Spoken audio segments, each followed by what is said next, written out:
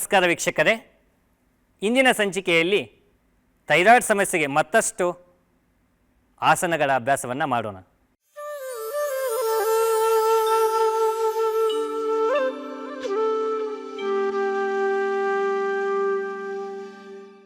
ಪವನ ಮುಕ್ತಾಸನ ಮಾಡೋಣ.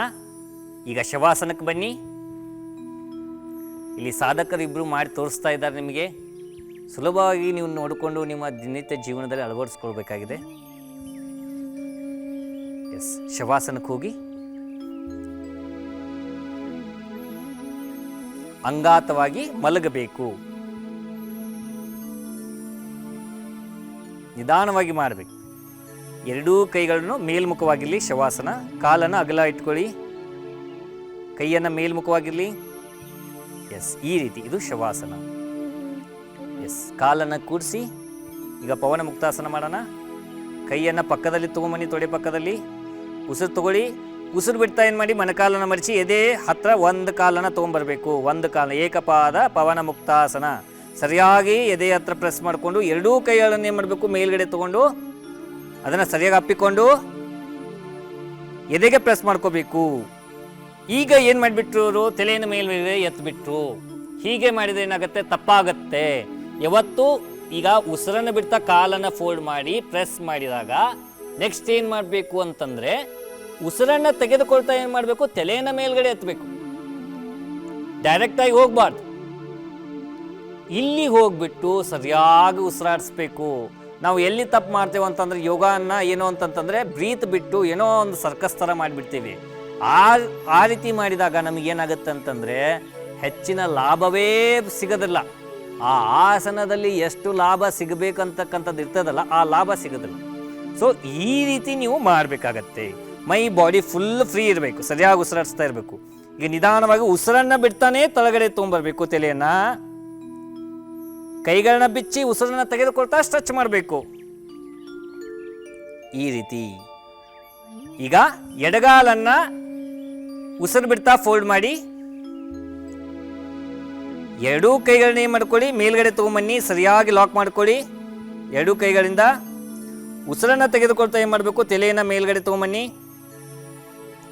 ಸರಿಯಾಗಿ ಉಸಿರಾಡಿಸ್ಬೇಕು. ಇಲ್ಲಿ ಉಸಿರಾಟ ಬಿಗಿಯಾಗಿ ಎಲ್ಲೂ ಹಿಡಿಬಾರ್ದು, ಸರಿಯಾಗಿ ಉಸಿರಾಡಿಸ್ತಾ ಇರಬೇಕು. ಉಸಿರಾಟದ ಕಡೆ ಗಮನ ಇರಲಿ. ಸಾಧ್ಯವಾದರೆ ಹಣೆಯನ್ನು ಹಚ್ಚಲಿಕ್ಕೆ ಟ್ರೈ ಮಾಡಿ, ಅಥವಾ ಮೂಗನ್ನು ಹಚ್ಚಲಿಕ್ಕೆ ಟ್ರೈ ಮಾಡಿ. ಎರಡಲ್ಲಿ ಒಂದಾದರೂ ಹಚ್ಚಿದ್ರೂ ನಡೀತದೆ, ಪರವಾಗಿಲ್ಲ. ಉಸಿರು ಬಿಡ್ತಾ ಏನು ಮಾಡಬೇಕೀಗ, ತಲೆಯನ್ನು ತಳಗಡೆ ತೊಗೊಂಬನ್ನಿ. ಉಸಿರು ತೆಗೆದುಕೊಳ್ತಾ ಕಾಲನ್ನು ಸ್ಟ್ರೆಚ್ ಮಾಡಿ, ಕೈಯನ್ನು ರಿಲೀಸ್ ಮಾಡಿ, ಕಾಲನ್ನು ಸ್ಟ್ರೆಚ್ ಮಾಡಿ. ಇದು ಏಕಪಾದ ಪವನ ಮುಕ್ತಾಸನ. ಇವಾಗ ಪವನ ಮುಕ್ತಾಸನ ಅಭ್ಯಾಸ ಮಾಡೋಣ. ಎರಡೂ ಕಾಲನ್ನು ಕೂಡಿಸಿ, ಎರಡೂ ಕಾಲನ್ನು ಉಸಿರು ಬಿಡ್ತಾ ಫೋಲ್ಡ್ ಮಾಡಿ ಎದೆ ಹತ್ರ ತೊಗೊಂಡ್ಬನ್ನಿ. ಎರಡೂ ಕೈಗಳನ್ನ ಮೇಲ್ಗಡೆ ತೊಗೊಂಡು, ಎರಡೂ ಕೈಗಳನ್ನ ಮೇಲ್ಗಡೆ ತೊಗೊಂಡು ಲಾಕ್ ಮಾಡ್ಕೊಳ್ಳಿ ಸರಿಯಾಗಿ. ಉಸಿರನ್ನು ತೆಗೆದುಕೊಂತ ತಲೆಯನ್ನು ಮೇಲ್ಗಡೆ ಎತ್ತಿ. ಇಲ್ಲಿ ಸರಿಯಾಗಿ ಉಸಿರಾಡಿಸ್ತಾ ಇರಬೇಕು. ಉಸಿರಾಟದ ಕಡೆ ಗಮನ ಇರಬೇಕು. ದೀರ್ಘವಾಗಿ ಉಸಿರಾಟ ತಗೋಬೇಕು, ಉಸಿರು ತಗೋಬೇಕು. ನಿಧಾನವಾಗಿ ಉಸಿರನ್ನು ಹೊರಗೆ ಹಾಕ್ತಾ ಹೋಗ್ಬೇಕು. ನಿಧಾನವಾಗಿ ಉಸಿರು ತಗೊಂತ ಹೋಗ್ಬೇಕು, ನಿಧಾನವಾಗಿ ಉಸಿರನ್ನು ಹೊರಗೆ ಹಾಕ್ತಾ ಬರಬೇಕು. ಆ ರೀತಿ ನೀವು ಫೋಕಸ್ ಮಾಡಬೇಕು. ನಿಧಾನವಾಗಿ ಉಸಿರು ಬಿಡ್ತಾ ತಲೆಯನ್ನು ತಳಗಡೆ ತೊಗೊಂಬನ್ನಿ. ಕೈ ಬಿಚ್ಚಿ ನಿಧಾನವಾಗಿ ಉಸಿರನ್ನು ತೆಗೆದುಕೊಳ್ತಾ ಕಾಲನ್ನು ಸ್ಟ್ರೆಚ್ ಮಾಡಿ. ಇದು ಪವನ ಮುಕ್ತಾಸನ. ಈಗ ಮುಂದಿನ ಅಭ್ಯಾಸ.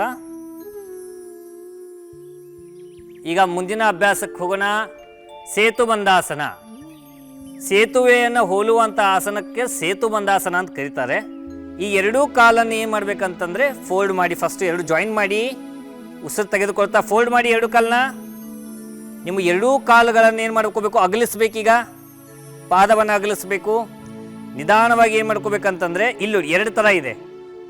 ಬಿಗಿನರ್ಸು ಇವ್ರು ನೋಡ್ಕೊಂಡು ಮಾಡಿ, ಇಲ್ಪ ನಾವು ಮಾಡ್ತೇವೆ ಅಂತಂತಂದರೆ ಇವ್ರು ನೋಡ್ಕೊಂಡು ಮಾಡಿ.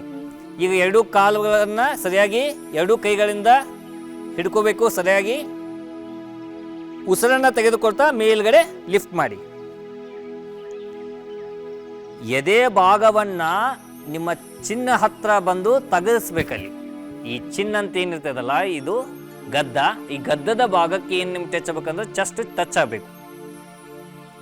ಹಾಗೆ ಟಚ್ ಮಾಡಿ ಸರಿಯಾಗಿ ಉಸಿರಾಡಿಸ್ಬೇಕು. ಇಲ್ಲಿ ಇನ್ನೊಂದು ಥರ ಮಾಡಿದ್ದಾರೆ ನೋಡಿ. ಏನಪ್ಪಾ ಅಂತಂದ್ರೆ ಯಾರು ಮಾಡ್ಲಿಕ್ಕೆ ಈಗ ಸರಿಯಾಗಿ ಎಷ್ಟೋ ಜನಕ್ಕೆ ಹಿಡ್ಲಿಕ್ಕೆ ಆಗೋದಿಲ್ಲ ಅಂಥವ್ರು ಇದನ್ನ ನೋಡ್ಕೊಂಡು ಮಾಡ್ಬೋದು. ಕೈಗಳು ಪಕ್ಕದಲ್ಲಿ ಇಟ್ಟಿದ್ದಾರೆ, ತಳಗಡೆ ಇಟ್ಟಿದ್ದಾರೆ, ಪ್ರೆಸ್ ಮಾಡಿ ಮೇಲ್ಗಡೆ ಲಿಫ್ಟ್ ಮಾಡಿದ್ದಾರೆ, ತಳಗಡೆ ಇಟ್ಟು ಪ್ರೆಸ್ ಮಾಡಿ ಮೇಲ್ಗಡೆ ಇಟ್ಟಿದ್ದಾರೆ. ಈ ರೀತಿ ಮಾಡ್ಬೋದು. ಅಲ್ಲಿ ಸರಿಯಾಗಿ ಉಸಿರಾಡಿಸ್ಬೇಕು. ಉಸಿರಾಟ ಬಿಗಿ ಹಿಡಿಯಾಗಿಲ್ಲ, ನಿಧಾನವಾಗಿ ಉಸಿರನ್ನು ಬಿಡ್ತಾ ತಳಗಡೆ ತಗೊಂಬನ್ನಿ.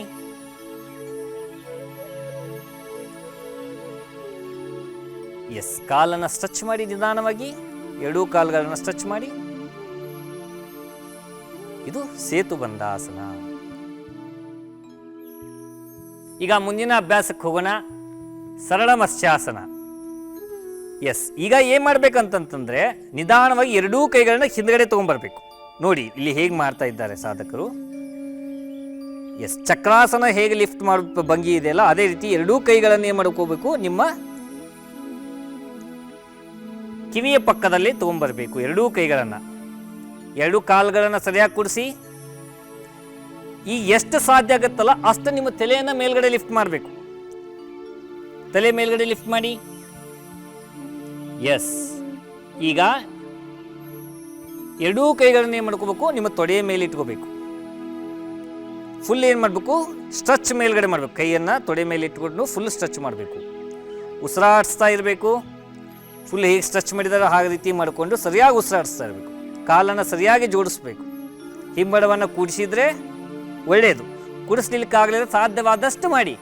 ಇದೇ ಪರ್ಫೆಕ್ಟ್ ಹಿಂಗೇ ಬರಬೇಕಂತೇನಿಲ್ಲ, ನಿಮಗೆ ಎಷ್ಟು ಸಾಧ್ಯ ಆಗುತ್ತೆ ಅಷ್ಟೇ ಮಾಡಿ, ಆದರೆ ಸರಿಯಾಗಿ ಮಾಡಿ.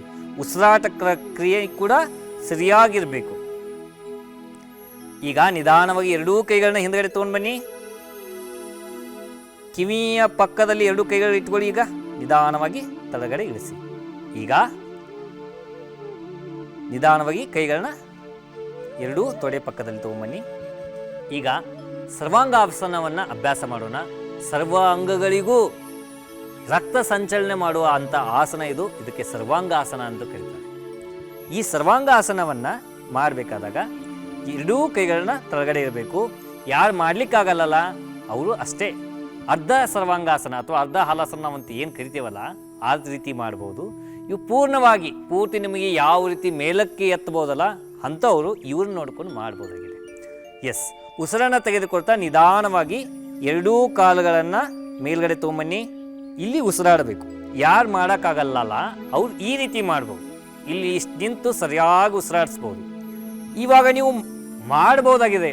ಸರ್ವಾಂಗಾಸನ ಮಾಡ್ತೀರಾ ಅಂತಂದರೆ ಈ ರೀತಿ ಕೈಗಳನ್ನು ಎರಡೂ ಹಿಂದ್ಗಡೆ, ಬೆನ್ನಿನ ಹಿಂದ್ಗಡೆ ಬರಬೇಕು, ಸಪೋರ್ಟಿವ್ ಆಗಿರಬೇಕು. ಮೊಣಕೈಯು ಕೂಡ ನೆಲಕ್ಕೆ ಸರಿಯಾಗಿ ತಾಗಿರಬೇಕು. ಸೈಡಿಗೆ ಹೋಗಬಾರ್ದು, ಪೂರ್ತಿ ಸ್ಟ್ರೇಟ್ ಆಗಿರಬೇಕು. ಕತ್ತನ್ನು ಸ್ಟ್ರೇಟ್ ಆಗಿರಬೇಕು. ಪಕ್ಕದಲ್ಲಿ ಹೊಳಸೋ ಆಗಿಲ್ಲ, ಸ್ಟ್ರೇಟ್ ಆಗಿರಬೇಕು. ಪಾದವು ಸ್ಟ್ರೇಟ್ ಆಗಿರಬೇಕು. ಪೂರ್ತಿ ಮೈ ಫ್ರೀ ಬಿಟ್ಟು ಮಾಡಬೇಕು. ಸರಿಯಾಗಿ ಬ್ರೀತ್ ಮಾಡಬೇಕಿಲ್ಲಿ. ಎಸ್, ಈಗ ಉಸಿರಾಡಿಸಿದ ತಕ್ಷಣ ನಿಧಾನವಾಗಿ ಉಸಿರನ್ನು ಬಿಡ್ತಾ ಎರಡೂ ಕಾಲುಗಳನ್ನು ತಳಗಡೆ ತೊಗೊಂಬರ್ಬೇಕು. ಎರಡೂ ಕಾಲುಗಳನ್ನು ಫಸ್ಟ್ ನೆಲಕ್ಕೆ ಹಚ್ಚಿ, ಎರಡೂ ಕೈಗಳನ್ನು ತಳಗಡೆ ಹಚ್ಚಿ ನಿಧಾನವಾಗಿ ತಳಗಡೆ ಇರಿಸಿ. ಇದು ಸರ್ವಾಂಗಾಸನ. ಈಗ ಮತ್ಸ್ಯಾಸನ ಮಾಡೋಣ. ಮತ್ಸ್ಯಾಸನ ಅಂತಂದ್ರೆ ಮೀನಿನ ಹೋಲುವಂಥ ಆಸನಕ್ಕೆ ಮತ್ಸ್ಯಾಸನ ಅಂತ ಕರೆದಿದ್ದಾರೆ. ನಿಧಾನವಾಗಿ ಸಾಧಕರೇ ಎದ್ದು ಕೂತ್ಕೊಳ್ಳಿ.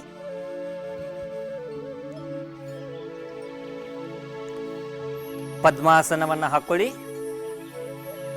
ಬಲಗಾಲನ್ನು ಫೋಲ್ಡ್ ಮಾಡಿ ಎಡ ತೊಡೆ ಮೇಲೆ ಇಡಬೇಕು. ಎಡಗಾಲನ್ನು ಫೋಲ್ಡ್ ಮಾಡಿ ಬಲ ತೊಡೆ ಮೇಲೆ ಇಟ್ಕೋಬೇಕು. ಈಗ ನಿಧಾನವಾಗಿ ಏನು ಮಾಡ್ಕೋಬೇಕು ಅಂದರೆ ಹೆಬ್ಬೆರಳನ್ನು ಹಿಡ್ಕೊಳ್ಳಿ ಸರಿಯಾಗಿ. 3 ಬೆರಳನ್ನು ಯಾವ್ಯಾವಪ್ಪ ಅಂತಂದರೆ ಮಧ್ಯದ ಬೆರಳು, ಇಂಡೆಕ್ಸ್ ಫಿಂಗರು ಮತ್ತು ದೊಡ್ಡ ಬೆರಳು ಮಾತ್ರ ಓಪನ್ ಆಗಿರಬೇಕು. ಮಿಕ್ಕ 2 ಬೆರಳು ಏನಾಗಿರಬೇಕು, ಕ್ಲೋಸ್ ಆಗಿರಬೇಕು. ಅದರಿಂದ ಏನು ಮಾಡಬೇಕು, ಸರಿಯಾಗಿ ಹಿಡ್ಕೋಬೇಕು. ನಿಧಾನವಾಗಿ ಮೊಣಕೈ ಹಸ್ತ ನಿಧಾನವಾಗಿ ಹಿಂದ್ಗಡೆ ಮಲಗಿ ಎರಡೂ ಕೈಗಳನ್ನ ಹಿಂದ್ಗಡೆ ತೊಗೊಂಬನ್ನಿ. ಈಗ ಕೈಗಳನ್ನ ಕಿವಿ ಪಕ್ಕದಲ್ಲಿ ಇಟ್ಕೊಳ್ಳಿ. ತಲೆಯನ್ನು ಮೇಲ್ಗಡೆ ಎತ್ತಿ.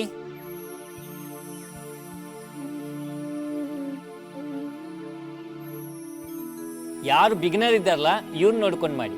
ಯಾರು ಇವಾಗ ಸ್ಟಾರ್ಟ್ ಮಾಡಬೇಕು ಅಭ್ಯಾಸ ಮಾಡಬೇಕು ನಾವು ಒಂದು ತಂತಿದ್ದಿರಲ್ಲ, ಇವ್ರು ನೋಡ್ಕೊಂಡು ಮಾಡಿ. ಇಷ್ಟೇ ಆಗತ್ತಂದ್ರೆ ಇಷ್ಟೇ ಮಾಡಿ. ಇಲ್ಲಪ್ಪ ನಾವು ಮಾಡ್ತೀವಿ, ನಾವು ಮೊದಲು ಕೂಡ ಅಭ್ಯಾಸ ಮಾಡಿದೇವಲ್ಲ, ಇವ್ರು ನೋಡ್ಕೊಂಡು ಮಾಡಿ. ಇವ್ರು ತಲೆಯನ್ನು ಎತ್ತಿಬಿಟ್ಟು ಕೈಯನ್ನು ಹೆಬ್ಬೆಳನ್ನು ಹಿಡ್ಕೊಂಡು ಸ್ಟ್ರೆಚ್ ಮಾಡಿದಾರಲ್ಲ, ಈ ರೀತಿ ಮಾಡ್ಬೋದು ನೀವು ಅಭ್ಯಾಸವನ್ನು. ಅಂದರೆ ನಿಮ್ಗೆ ಬೆನಿಫಿಟ್ ಸಿಗ್ತದೆ. ನಾವು ಮಾಡ್ತೀವಿ ಅಂತೇಳಿ ನೀವು ಇವ್ರ ಥರನೇ ಬಿಗಿನರ್ಸ್ ಮಾಡ್ಲಿಕ್ಕೆ ಹೋದರೆ ತಪ್ಪಾಗಿ ಮಾಡಿದಲ್ಲಿ ಏನಾಗುತ್ತೆ, ನಿಮಗೆ ಅಡ್ವರ್ಸ್ ಎಫೆಕ್ಟ್ ಆಗುತ್ತೆ. ಹಾಗಾಗಿ ನೀವು ನಿಧಾನವಾಗಿ ನಿಮಗೆ ಯಾವುದು ಬರ್ತದಲ್ಲ ಅದನ್ನು ಅಭ್ಯಾಸ ಮಾಡಿ. ಎರಡೂ ಕೂಡ ಇದೆ, ಬಿಗಿನರಿಗೂ ಇದೆ, ಮತ್ತು ನೀವು ಯಾರು ದಿನನಿತ್ಯ ಅಭ್ಯಾಸ ಮಾಡ್ತಿದ್ರಲ್ಲ ಅವ್ರಿಗೂ ಕೂಡ ಇದೆ. ಇಲ್ಲಿ ನಿಧಾನವಾಗಿ ಎರಡೂ ಕೈಗಳನ್ನು ಹಿಂದ್ಗಡೆ ತೊಗೊಂಡು ಬಂದು ತಲೆಯನ್ನು ನಿಧಾನವಾಗಿ ತಳಗಡೆ ಇಳಿಸಿ. ಈಗ ನಿಧಾನವಾಗಿ ಎದ್ದು ಕೂತ್ಕೊಳ್ಳಿ. ಕೈಗಳ ಮೊಣಕೈ ಹೆಲ್ಪ್ ತಗೊಳ್ಳಿ. ನಿಧಾನವಾಗಿ ಎದ್ದು ಕೂತ್ಕೊಳ್ಳಿ.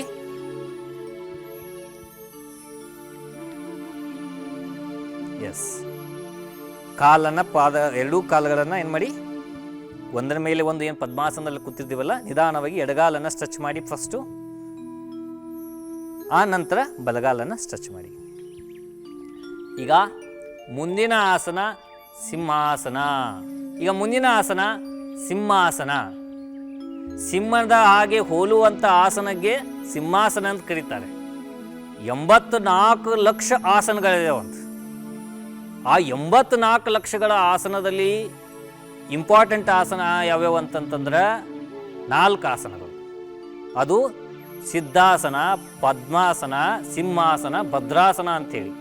ಆ ಸಿಂಹಾಸನವೂ ಅದರೊಳಗಡೆ ಇದೆ. ಅಷ್ಟೊಂದು ಉಪಯುಕ್ತಕಾರಿ ಅಂತ ಯೋಗಿಗಳು ಅದನ್ನು ಹಠ ಪ್ರದೀಪಿಕದಲ್ಲಿ ಹೇಳಿದ್ದಾರೆ. ಈಗ ಸಿಂಹಾಸನ ಹೆಂಗೆ ಮಾಡಬೇಕು? ಈಗ ಸುಖಾಸನದಲ್ಲಿ ಕೂತ್ಕೋಬೇಕು. ಇಲ್ಲಿ ನೋಡಿ, ಸುಖಾಸನದಲ್ಲಿ ಕೂತ್ಕೋತಾರೆ. ಈಗ ಎರಡೂ ಮೊಣಕಾಲ ಮೇಲೆ ಎರಡೂ ಹಸ್ತ ಇರಬೇಕು. ಬರಡನ್ನು ಅಗಲ ಮಾಡ್ಕೋಬೇಕು. ಬೆನ್ನು ಹುರಿ ನೇರವಾಗಿರಬೇಕು. ಈಗ ದೀರ್ಘವಾಗಿ ಉಸಿರನ್ನು ತೆಗೆದುಕೊಳ್ಳಿ. ನಾಲಿಗೆಯನ್ನು ಹೊರಗಡೆ ತೆಗೆಯಿರಿ. ಗದ್ದವನ್ನು ಎದೆಗೆ ತಾಗಿಸಿ. ಅಲ್ಲಿ ಬ್ರೀತನ್ನು ಹೋಲ್ಡ್ ಮಾಡಬೇಕು. ಉಸಿರನ್ನು ಹಿಡಿದಿಟ್ಕೋಬೇಕು. ಮೂಗಿನ ತುದಿಯನ್ನು ನೋಡ್ತಾ ಉಸಿರಾಡಿಸ್ತಾ ಇರಬೇಕು. ಅಂದರೆ ಇದಕ್ಕೆ ಸಿಂಹಾಸನ ಅಂತ ಕರೀತಾರೆ. ಇಲ್ಲಿ ಸಿಂಹಾಸನ ತ್ರಿಬಂಧವನ್ನು ಫೆಸಿಲಿಟೇಟ್ ಮಾಡ್ತದೆ. ಅಂದರೆ ಜಲಾಂಧ್ರ ಬಂಧವೂ ಆಗ್ತದೆ, ಉಡಿಯಾನ ಬಂಧನೂ ಆಗ್ತದೆ, ಮೂಲ ಬಂಧನೂ ಆಗ್ತದೆ. ಸಿಂಹಾಸನದಲ್ಲಿ 3 ಮಾಡಿದರೆ ಕೂಡ ಇನ್ನೂ ಹೆಚ್ಚಿನ ಲಾಭಕಾರಿ ಆಗ್ತದೆ. ಮೂಗಿನ ತುದಿ ನೋಡ್ತಾ ಅಷ್ಟೇ ಕುತ್ಕೋಬೇಕು. ಉಸಿರನ್ನು ಬಿಗಿ ಹಿಡ್ಕೋಬೇಕು.